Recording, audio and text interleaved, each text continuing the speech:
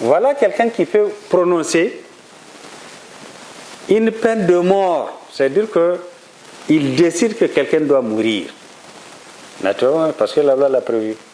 Mais c'est quand même très lourd qu'un humain décide que quelqu'un d'autre doit cesser de vivre. Dans le cadre de nos fonctions de magistrat, on peut décider de reprendre le bien de quelqu'un ou pour l'attribuer à quelqu'un d'autre ou pour le confisquer au profit de l'État. On peut déposséder quelqu'un de tous ses biens. On peut diviser, c'est pas très péjoratif, on peut diviser une famille. Parce que quand vous rendez une décision de divorce, vous éclatez une famille. Quand vous prenez par exemple un enfant d'une famille pour le confier à quelqu'un d'autre qui est hors de la famille ou à une institution, parce qu'on considère que dans cette famille-là, il y a des problèmes d'éducation, là aussi on peut considérer quelque part qu'on est en train d'éclater une famille. Mais c'est la loi qui les permet, mais c'est pour dire que c'est des actes d'une extrême gravité et c'est lui qui est amené à poser ces actes-là. Ou alors, on prive quelqu'un de sa liberté. On décide que quelqu'un ne va plus sortir dehors, aller rendre visite à ses parents, à ses amis. Il doit rester en prison pendant des années. C'est des décisions d'une extrême gravité. C'est lui qui est amené dans le cadre de ses fonctions à prendre ce genre de décisions. Il doit aussi se dire que, puisqu'il juge les autres, il prend des décisions sur leur vie, sur leur liberté, sur leurs biens, il ne peut pas se comporter comme un citoyen lambda. Et vraiment, c'est un appel que je lance aux collègues pour avoir toujours à l'esprit ces considérations-là. Et donc, quelqu'un qui exerce ses fonctions, il doit, au-delà des connaissances du droit, il doit avoir certaines qualités.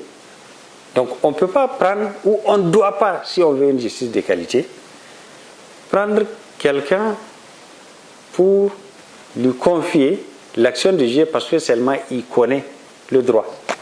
Ce n'est pas suffisant. Il faut qu'il ait certaines qualités. Parmi ces qualités, vous avez l'intégrité, il doit être intègre. Vous avez le courage. Pour trancher, souvent, il faut être assez courageux.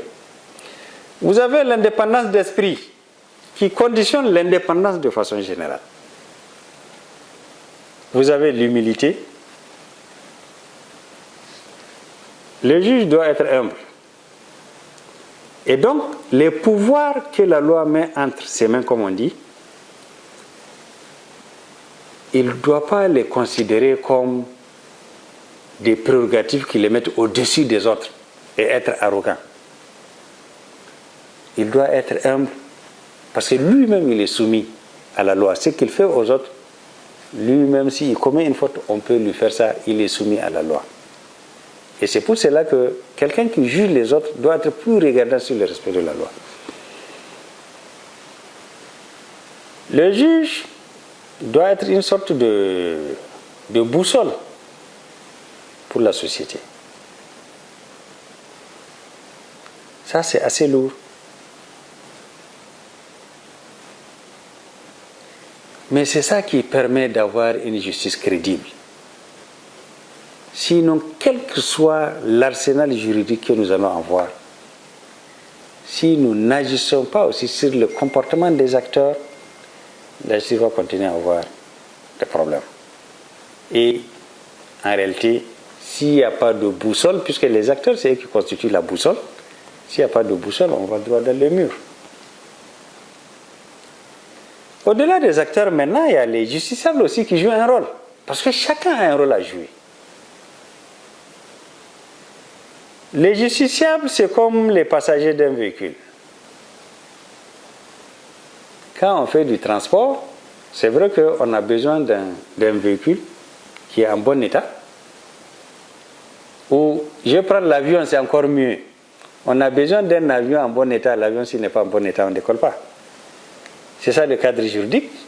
On a besoin aussi d'un équipage compétent. Ça, on peut considérer que c'est les acteurs judiciaires. Parce que si l'équipage n'est pas compétent, l'avion qui vous prend pour normalement vous amener à Abuja, il peut vous amener à Kuala Lumpur ou quelque chose comme ça. Alors que ça, ce n'est pas votre destination. Parce que seulement le pilote, il ne sait pas prendre la bonne direction.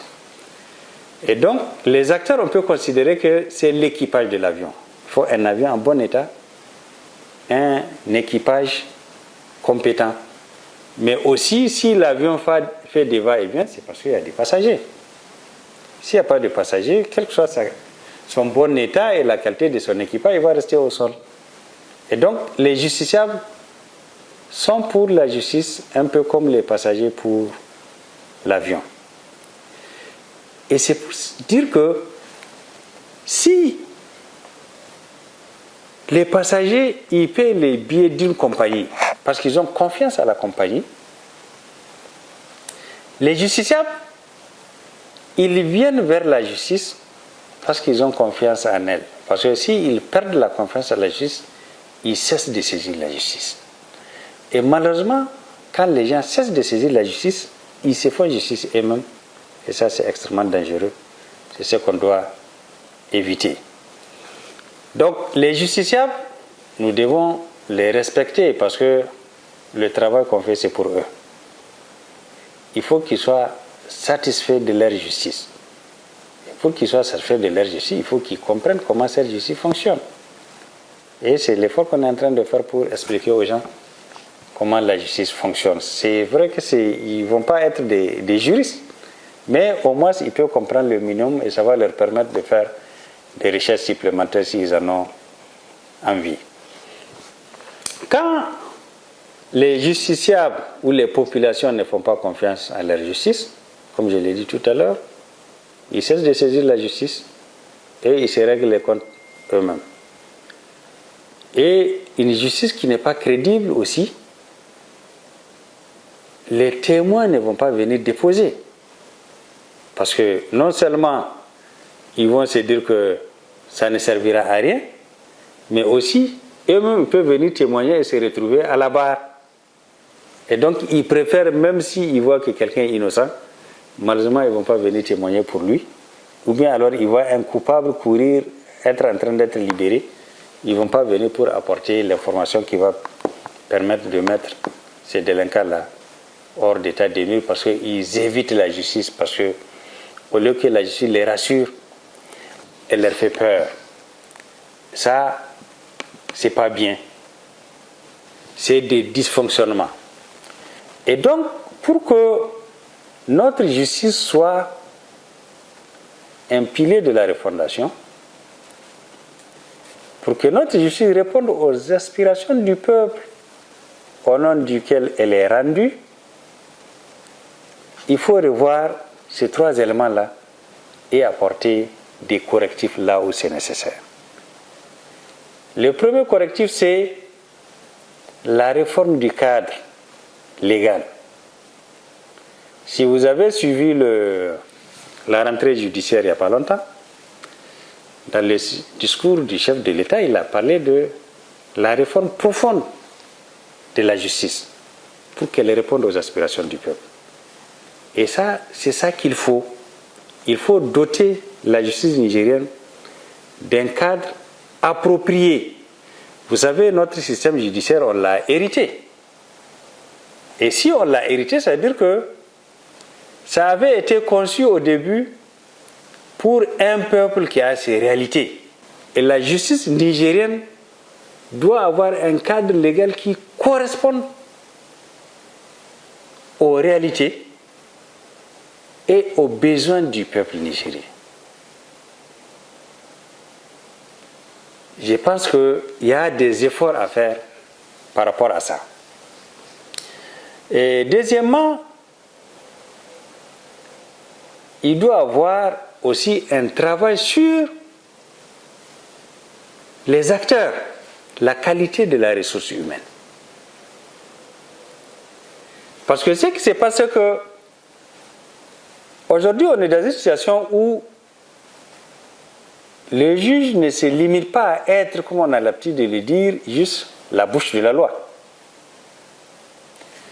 Parce que, traditionnellement, la justice pénale, elle est faite pour réprimer. Quelqu'un commet une infraction, on saisit la justice pour le punir. Mais de plus en plus, la justice pénale joue un rôle de prévention important. Donc, dans le cadre de notre travail, il faut qu'on puisse détecter à temps certains comportements pour les éviter. Parce que, comme on dit, prévenir vaut toujours mieux que guérir. Et donc, il y a ce nouveau rôle aussi de la justice pénale où elle doit travailler avec les autres secteurs, les autres services et les autres compartiments de la société pour arriver à détecter et à éviter la commission de certaines infractions. Maintenant, l'autre chose, nous devons travailler aussi à sensibiliser les citoyens au nom desquels nous rendons la justice pour qu'ils nous facilitent aussi la tâche. Parce que sinon, ça va être très compliqué. Même si vous avez un cadre légal de qualité, vous avez des acteurs de qualité, quand ceux au nom desquels vous rendez la justice, ils ne vous font pas confiance, en fait, c'est extrêmement difficile d'avoir une justice de qualité. Donc, de répondre aux aspirations. Aujourd'hui, il est extrêmement difficile que quelqu'un soit gardé dans une unité d'enquête ou à la police ou à la gendarmerie sans que quelqu'un d'autre, ou son parent, ou son ami, ou son collègue, n'intervienne pour lui éviter une procédure judiciaire. L'intervention, ce n'est pas mauvais en soi. Mais ce qui se passe et qui est dommage dans le comportement des gens, c'est que vous allez... J'ai donné un exemple concret. Quelqu'un va voler. Ou il va faire un détournement des mineurs ou un viol. Il va être interpellé. Ses parents vont se mobiliser pour lui éviter une procédure judiciaire sans se soucier de la victime. Parce que les gens ne vont jamais vous demander qu'est-ce qu'il a fait. Mais pour eux, puisque c'est leurs parents, quel que soit ce qu'il a fait, il ne doit pas faire la prison. Et c'est pour cela que généralement, quand les gens appellent pour intervenir, la première des choses, on va vous dire que c'est un parent, c'est un ami, c'est le parent de ma femme, ou c'est un collègue, ou alors on va vous dire que oui, depuis qu'il a été interpellé, ou son papa ou sa maman a piqué une crise et que si on ne le libère pas, cette personne risque de mourir. Mais on ne se pose jamais la question de savoir, mais la victime, elle est devenue quoi? Et ça, est-ce que quelqu'un qui se comporte comme ça, est-ce qu'on peut réellement penser qu'il veut une justice crédible? Parce que ce comportement-là, c'est un comportement qui est contraire à ce que nous recherchons, à la crédibilité de la justice. Et je pense qu'il faut qu'on explique aux populations, il faut quand même qu'on arrête ça. On ne peut pas faire une justice pour des gens qui n'ont personne. Parce que si on doit suivre les interventions, ça veut dire qu'on ne peut juger que quelqu'un qui n'a personne. Ça n'a aucun sens. Et donc, aujourd'hui, tel que ça se passe, les gens vont jeter des fleurs sur la justice quand ils sont victimes et qu'on condamne l'auteur. Mais quand demain ils deviennent auteurs, en fait, ils critiquent la justice parce qu'ils pensent que la justice ne doit pas les condamner. Donc, l'appréciation même du travail dépend de quel côté on se trouve. Ce n'est pas normal La justice, c'est pour nous tous, ce n'est pas pour les juges, ce n'est pas pour les gouvernants, c'est pour tout le monde. Et tout le monde doit apporter sa preuve dans l'édification d'une justice solide qui est le gage de la stabilité sociale. Parce que s'il n'y a pas de justice dans un pays, comme les gens ont l'habitude de le dire, même si ce n'est pas vrai, en fait, s'il n'y a pas la justice, il n'y a pas de pays. Et donc, tout est possible. Parce qu'en ce moment, on se retrouverait comme dans la jungle. Aujourd'hui, quelqu'un vous rencontre, il est plus fort que vous. Il voit quelque chose entre vos mains dont il a besoin. Il ne le prend pas avec vous parce qu'il sait que s'il le fait, il peut être poursuivi et jugé. Et donc, par conséquent, il y a une justice qui est là et qui permet aux gens de ne pas agir comme dans la jungle. Et nous tous, on doit travailler à la consolidation de cette justice. On doit lui faire confiance.